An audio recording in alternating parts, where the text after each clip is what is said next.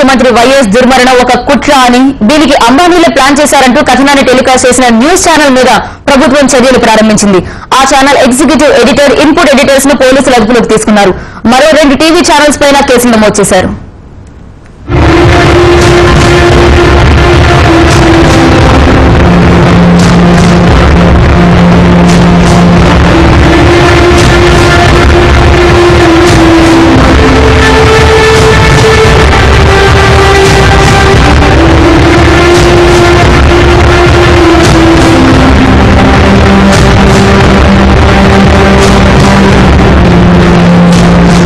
YS దుర్మరణం మీద తప్పుడు కథనాలతో రాష్ట్రంలో అల్లకల్లోలం సృష్టించిన 3 ఛానళ్ల మీద ప్రభుత్వం చర్యలు చేపట్టింది. సిఐడి విభాగం విచారణ ప్రారంభించింది.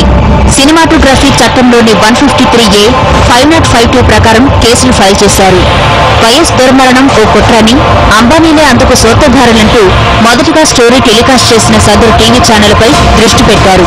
ఆ channel executive editor Brahmanandareddy, input editor వెంకటకృష్ణను సంస్థ కార్యాలయంలో అదుపులోకి తీసుకున్నారు.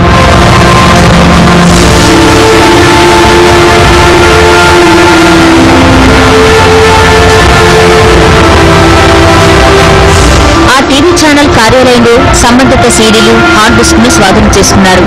అదుపులోకి తీసుకున్న ఛానల్ సిబ్బందిని ఇవాళ కోర్టులో హాజరుపరుస్తారు. ఆ ఛానల్ దారిలోనే నడిచిన మరో 2 ఛానళ్ల మీద కూడా సిఐడి పోలీసులు ఎంక్వైరీ ప్రారంభించారు. ఇదిలా ఉంటే జర్నలిస్టుల అరెస్టును ప్రజా సంఘాలు, ఏపీయూడబ్ల్యూజే ప్రతినిధులు ఖండించారు.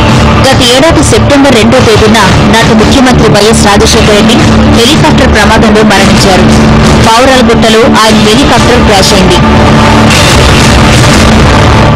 ఈ ప్రమాదంలో వైఎస్ సహా 5గురు దుర్మరణం చెందారు.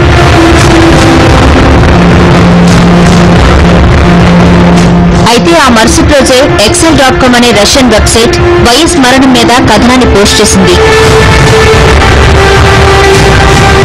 హెలికాప్టర్ ప్రమాదానికి రిలయన్స్ కు సంబంధాన్ని అంటగడుతూ ఆ కథనం సాగింది. అయితే ఈ స్టోరీ ఊహాజనితమేనని మరీ స్పష్టం చేసింది.